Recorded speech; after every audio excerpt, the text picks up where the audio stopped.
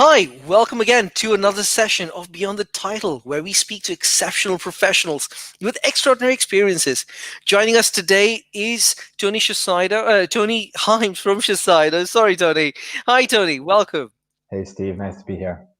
Hey, good to meet you, Tony. Good to meet you. By the way, how are you doing? How's the lockdown been treating you? It's a very intense, mundane, is what I would go with. Same thing over and over again. My beard is getting quite long, but we're making it through. We're making it through. Hey, what I remember about you from my Savage days is that you used to love those amazing, not just love, but you had an amazing collection of Converse shoes. Hmm. Uh, have you increased that collection since then? Unfortunately, Steve, not a lot of places to go, so not a lot of new shoes in the collection. Unfortunately, kind of just Oh man. defaulting to my running shoes, pretty much. That's the only time I get to go out. So no, haven't added to the collection. Hey, talking about your collection as well, and because I know you're quite a sporty person, athletic person. The picture that we've got for your lovely BTT, what's the story behind it? There's a huge hand on the beach.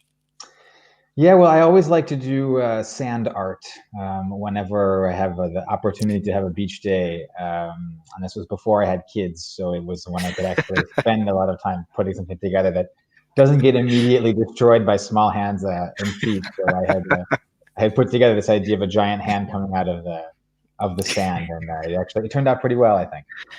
Awesome. And you mentioned kids. You've got a beautiful toddler who came up during a roundtable the other day. Tell us more about your kids now.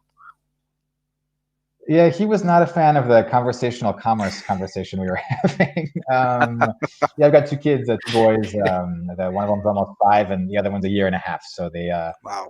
they've gotten to see. They wonder kind of what I do. I think for work because they always see me talking into a screen there too. But they get to sometimes I, they make cameos in our calls. I can imagine your 5-year-old going, that's a good job. That's an easy job. That's just have to talk over the camera all the time. Exactly, exactly. Yeah, he Hey, doesn't he doesn't see all the stress behind it. So. trust me, I've got two of my own. I know what goes behind all that. But hey, they're a gift and they're a blessing to have. So God bless you for having those amazing kids around you during these times. Thanks, Steve. Hey, so Tony, we've known each other for a while. I've always marveled at your thought leadership. Whether it's digital transformation, whether that is social media, whether that is e-commerce. I've enjoyed reading your blogs as well. But what is it that gets you out of bed every morning? What's your Ikigai? What's your philosophy of life? Getting out of bed in the morning is, I suppose, a mixture of existential dread about one day dying and not being able to get out of bed, combined with the earthly pleasures that we can enjoy on a daily basis, starting with eating a good breakfast and going for a run and everything like that. So I guess it's I don't like to stay in bed. I guess that's I don't have a problem of sleeping too much. So I kind of get out of bed early, and my other motivation is to get out of bed before the kids so that I have a little bit of time in the morning to eat my breakfast calmly, drink my coffee, read some Economist, things that I wouldn't get a chance to do otherwise. So taking advantage of that kind of key moment to start off the day is really, really important for me. Oh wow! And does that translate also to your wife now? So do you guys get to do this early morning? Because I do the same, right? I wake up 50 minutes to an hour earlier just to make sure my wife and I have that 20 minute of coffee time, Mm. quietness to talk to get through what's going to happen during the day. No, she's the last one to get out of bed in the morning, and I have to often send the kids into the bedroom to get her to come out of bed. So no, that's me time. My morning is me time. Good stuff. Good stuff. um, Now, again, I've looked at life as a movie. One of my favorite movies was Back to the Future, so this is kind of pushed into that a bit. But if life were a movie, what character would you play? What character would you like to play? I mean, it would be great to be, it would be great to be like Achilles in Troy, without the ending. up until up until Act 3. I think that would have been a nice role there too. But no, I enjoy the kind of the hero characters that are able to really move, not just armies but worlds. So if I was going to choose a character, I'd choose one with a heavy amount of galactic ambition. Nice. I'm guessing you've watched the movie Troy with uh, what's his name now? Brad Pitt. I think it was. It was Brad Pitt. Yeah. Have you ever fancied, swinging a sword and holding on to a metal shield? Well, that move that he does when he kills the giant, when he just kind of jumps in the air and stabs real quick. I mean, I would love to be able to have that combination of power and efficiency with anything I'm doing. So I guess, yeah, somewhere, you kind of wonder what it would have been like if we had to get off on the battlefield. And I'm also really happy to never have to know that. God bless you. I am grateful we don't have to know war, even though there is enough of it around. However, fun story there. So Danielle from Con Square, one of our lovely partners in Australia right now, she's an ex-MMA fighter. Mm. Yeah, and she the last time, but by the way, she will be speaking at Reshape. But the last time we spoke, she mentioned that I'd love to do one of these workshops for all the people who attend Reshape, because she also wants to teach not just health and well-being, but also a bit of yoga in there, a bit of MMA. But she marveled at that particular move where of course Brad Pitt was jumping, but they do use it in MMA as well, and That's she's true. used it That's in quite a true. few fights. So it is quite an impressive move. Yeah. All right. I can see you. I can see you next to that beach art that you did. I can just about see you jumping off, lunging at. Please don't. I hope you never have to use that. Yeah. Uh, we're teaching it to kids. Um, so, in the hustle of things, again, we're doing quite a few long hours these days because we want to make sure we are completing everything together. So, in the hustle of things, which app allows you to stay more sane and structured? Um, Sane and structured. There's no what I started doing, and this might sound kind of counterintuitive, was I started putting personal time into my Outlook calendar. So having the Good. work email on my phone, and I had been you just kind of let that fill up as time goes on, and then as slowly as you have more and more responsibility, those you have less and less time. So what I do is I take control of my work agenda. So I will block off time. This morning we had a call that started early at 9, so I went for a run at 10 instead and just blocked up that hour for that time. So people, on Teams or otherwise will see that I'm busy, so I don't have that same pressure of having to respond to a message that comes in Yeah. immediately, especially if it's not urgent. So I've actually just kind of, it's Outlook. I don't have a sort of magic hack or something for productivity. I don't even know if I am that productive, but I end up, just making sure that time is blocked off. I think that's one of the most important things that you can do in terms of your long-term, productivity, and not end up burning the candle at both ends too fast. Oh, rightfully said. Nice, nice. You're right. For me, it's Google Calendar. I Mm. do add in my personal time, my me time, time to just spend with the family sometimes in between the day. Just that 20 minutes helps to get that zing back in. Exactly. Um, awesome, awesome. Okay, so you have done quite a few different jobs from what I've seen on your profile, on your LinkedIn profile. What was your first job? My very first job where I was paid was as a greeter at our neighborhood pool, where Oh I wow. would sit in front of the entrance, and I would sign people in and collect the guest fees if people had brought guests. So I guess it was a very customer facing role at the beginning when I was 14. Has that influenced any part of the way you meet people these days? Because I'm guessing a lot of what you learned in your first job becomes also part of that personality you develop in the professional life. I always take those things, and I think that it's really important to combine a lot of the experiences that we have when we're Yeah, younger. We don't necessarily talk about those types of things when you're in a traditional job interview, because you're going to start off with your first, professional experience yeah, in the sector where you're working.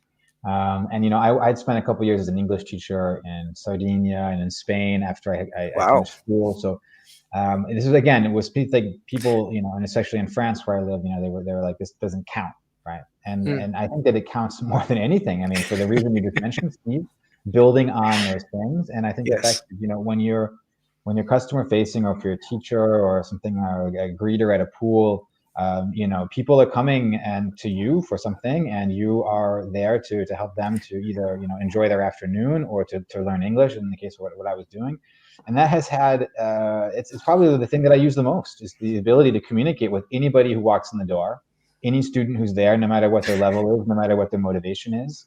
And there's a lot of parallels between that and the meeting room, or between the sales room, or between Wow. the different calls you can have. Yeah. So I would say that those types of experiences at the beginning are even more important than the different things that I would be doing today, which are of course much more complicated, much more advanced in terms of strategy and organization and transformation and those big topics. But those are the things that stay with me every day. Wow. Wow. Uh, I'm guessing your team is, lucky to have you in many of these aspects as well, because I know you also talk a lot about the soft skills, the human skills, and Mhm. not just the digital side of it. Because again, we need to be digitally able, savvy, and able to communicate with our customers. But inter-team relationships just as much matter. So this, I can just about imagine you talking to your teams about how we should be building a more cohesive, working environment, especially during these times. It's one of the things I do. I spend a lot of time thinking about those types of things. I mean, I read a lot of books on management and behavioral psychology and things like that too, because I'm just naturally interested in that too. But I think that there's certain things that's true that you don't necessarily think about, because we don't spend enough time thinking about how we do things, right? And that's Yeah. really on the human aspect of when we're working together on something. That's almost as important as what you're doing. So that approach is really important. And some of the things about mutualizing success. So not trying to do it alone. Taking the time to cultivate people to work with you, and whatever that might mean, and however that form that might take. That's really, really important. And the other thing that I try to show is radical transparency, because we work for a company. It's a giant company. It's been around for Yes. 147 years. Wow. It's not my company, and it's for the people that are working on my team. It's not their company either. So it's important as well to not take too much on your shoulders, because I think you can easily get sucked into the machine, and then the machine isn't real. The business itself is not real. You can't. Shiseido isn't going to come and punch me in the face if I say something bad about it. It's a collection of people, and it's a process. Yeah. It's a type of process that's been put in place. It's become bigger than an individual, and so people need to make sure that working for a company fits, that it matches with what they want to do, and that they're able to look at that and to objectively look at the things that are happening, and bring their point of view. Otherwise, you can just get crushed into the machine so fast, and for all the wrong reasons. So it's Hey, really important. That soft skill is really important. completely agree. And I know one of the biggest leadership challenges I've heard in the past 8 months or so is been to give that face to the company, right? A company is always the collection of individuals they've got, the type of work that they put into the company. So what's the biggest leadership challenge you're facing now? Well, right now it's hard to separate anything from what we're seeing, with the COVID situation, of course. And for Yeah, me, the biggest leadership challenge right now is all of the how do you replace all of the intangibles? We don't have lunches in nice restaurants. We don't have meeting up for drinks after everybody gets out of work. Even business travel, where you're able to see the people in different countries. When I was traveling a lot before, how do you keep those relationships up, and how do you really let those, because those moments are really important. I mean, getting together so and true. blowing off some steam together, doing other things other than working together. That's one of the things that I think makes working for a company and working in a team so interesting. And so now it's just how do you do that in such a way where people are able to continue to feel like a part of the team, continue to feel like they're working towards something collectively, and not So just true. individually and checking in at different points in time. So that's a challenge in itself, when people in the normal times, let's say, where you're in an office, or you're in a situation where you're able to see each other. But now it's just especially difficult. So the vision is super important. Where you're trying to go, and taking the time to again mutualize success. So putting together different kind of subgroups of people that are going to be able to work together on a project, I think it has to be deliberate. It can't be just kind of let to chance. Amen to that. Amen to that. Cannot leave it to chance. Also, one of the lovely, tenets what Reshape was built on is you can't leave it to chance. You want to bring the leaders who aspire to be, better, to bring everyone together collectively, grow the community. So, hey, looking forward to that. Looking forward to that taking shape as well. Anthony, what's your biggest hope for the future? What's your hope for the next 6 months? Because I'm not looking at too long-term future. I'm looking at more of a short-term future. What is that hope you have? Well, I'm hoping that we can regain some confidence. I think we can regain confidence as a society. The virus has been particularly cruel in the way that it has forced us all to confront the same thing, but we've had to separate from each other in order to do that. So we were given an opportunity, a golden opportunity, I would say, to unite against a common enemy, which was really one of the biggest keys in the way, the technique in terms of unifying people. So But true. we can't see each other. We can't touch each other. We can't be near each other and spend time with each other. So I'm really hoping that we start to get a little bit of that confidence back, and that we can. I think at the end, let's say the phase 3, or maybe if we can even go so far as to be optimistic and say the final phase of the pandemic, now that the vaccinations have started, is confronting that final wave, but finally being able to do it together and physically together. I think that's my biggest hope, is being able to get back into that. And then, a lot of the things that we've seen, accelerations that we've seen in the change in society, and of course, digital and e-commerce and all these things, that I hope that that the positive, we're able to kind of pick voluntarily the positive parts that we were able to live through from that, learn those lessons and apply them, but still be able to go back to something that resembles, the world that we lived in before, and within the joys that had. Well, God bless you. I echo those same thoughts, and I'm hopeful that we'll take these lessons we're learning in these times, especially from 2020, and move it forwards to everything. It's the whole business of life that we need to apply it to. So, echoing your The thoughts, business of brother. life. I like that, Steve. That's a good one. Thank you, thank you. Um, so, what's that one weird fact about you?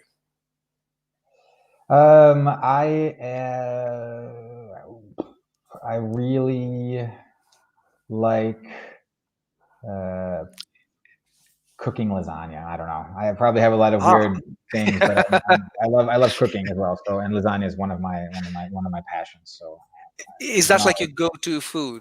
Making lasagna is your no, go-to food? no, because it's too. It's not a comfort food for me, because it's more about the process. So you have to start in the morning to make the pasta, and then put it in the refrigerator, Oh, let it you make sit. the pasta sheets as well. Oh, everything from scratch. So when I make it, it's Wow. usually more of a social type of thing. My go-to, comfort food is more of like maybe a massaman, or it's like a spicy soup, or like a ramen or something. Those are the things that I love eating the most in terms of a comfort food. But the lasagna is it's something that I've managed to sublimate, and so it has to be shared. You can't make lasagna for one. That's So true. I think that's what that part that's inherent of pleasure of spending so much time to work on that together. So I do Wow. like I'm guessing, Mrs. Hymes is very, very happy when you make lasagna, because it is a process. There's a lot of, especially if you're making your own sheet. it. Yeah. That's tough. Well, she's also. I mean, she's just as social as I am in terms of that. So we know that when there's a lasagna coming, that it means we're gonna be getting together with people, and then that's where the joy comes from, I think. Awesome. By the way, on the 12th of December, that's this Saturday, we do have a cook along with Ben Ebbers, who is one of the chefs and co-founders of Sorted. Uh, we'll be making mac and cheese with a twist, prosecco and prawns, uh, and of course a Oh, lava cake, which is simple and it's all in 30 minutes. You're going to learn the whole thing in 30 minutes. So hopefully you'll join with the family. I like that idea. My son would probably love to make a lava cake. That sounds great. Hey, my 9-year-old's making one as well. So we should definitely get the kids involved in that. Cool. Sounds great, Steve. Thanks. Awesome, awesome. Hey, last question as we are getting to our 25-minute mark. Um, what was your proudest moment in life? The proudest moment in life, probably the day I got married, I think, and seeing the feeling the love between everybody that came to that event together, and then just Wow. feeling how proud I was to have that group, to be part of that group, and to have that group unified for such a beautiful moment. I think that proud is it's a good word for what I felt there in that moment in time. Awesome. Can I ask you which country you got married in? In France. Okay. Wow. That was nice. Mhm. Beautiful church up in the hill, outside of the city, and not in Paris. What was Well, your we had setting like? our religious ceremony was in the church in the Marais, so in the center Oh, of Paris here, beautiful. an old church of Saint Elizabeth from Hungary, and then we had the party, and the reception was at a little it's called a prieuré, so it's kind of a country, not exactly a castle, but kind of a small A lord's mansion. a lord's mansion's pretty good. There was a tower and stuff, so you still had Wow. checked off some different things on the list there. So yeah, a little bit outside of Paris and in the countryside. So it was spectacular and really one of the best, probably the best day of my life. Awesome, awesome. Thank you so much, Tony. Thank you for sharing yourself with us. And thank you for all of you joining us today. So, for those of you who'd like to be part of BTT or even join us as a guest, please do write to us on LinkedIn. Write to me directly. I'm available all the time on LinkedIn. But otherwise, thank you so much for joining us. We are back here every Thursday, 10 a.m. and 10 a.m. CET and 5 p.m. Singapore time.